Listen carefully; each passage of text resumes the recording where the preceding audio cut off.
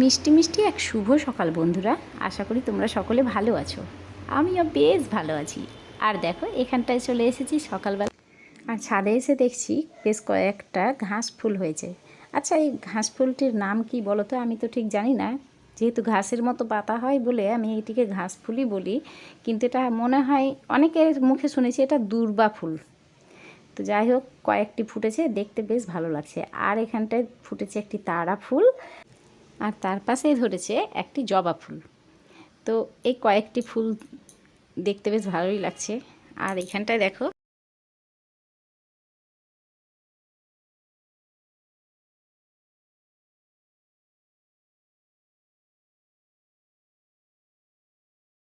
এইখানে দেখো ফ্রেন্ডস, আকাশখানা মেঘের জন্য একেবারে কালো হয়ে গেছে, কিন্তু বৃষ্টিটা হয়নি, শুধু মেঘ আর বাতাস উঠেছিল। তো আমি তোমাদেরকে চারদিককার পরিবেশটা একটু দেখিয়ে নিই।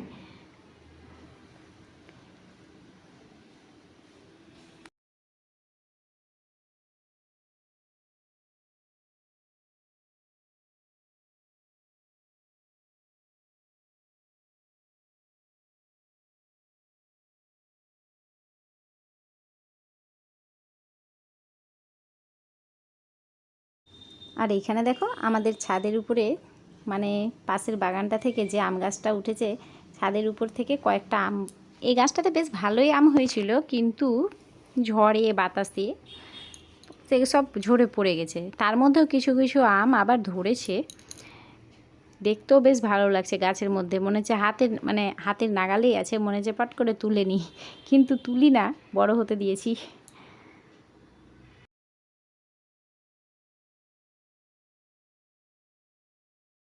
আর দেখো এখানটায় রয়েছে মাছ।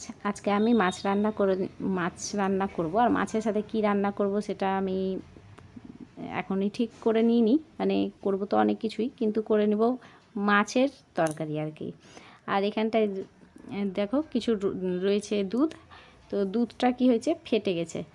আর সেই ফাটা দুধ থেকে আমি ছাঁকনিতে ছেঁকে সেই ফাটা দুধটা আমি ছানা করে নিয়েছি। তো এই ছানার মধ্যে আমি দিয়ে দিব চিনি, আর সেই চিনি দিয়ে মেখে নিয়ে খেতে বেশ ভালোই লাগে।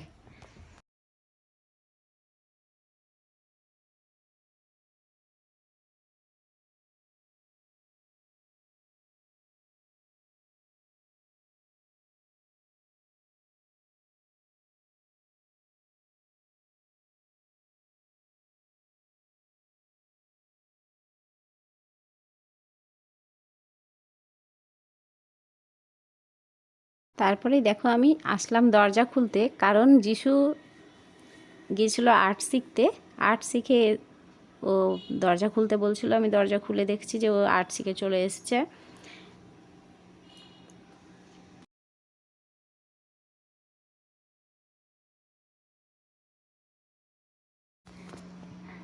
আমার ছেলে তো বাড়ি ঢুকে গেল, কিন্তু হঠাৎ করে বাইরের দিকে তাকিয়ে দেখছি যে হালকা হালকা বৃষ্টি পড়ছে।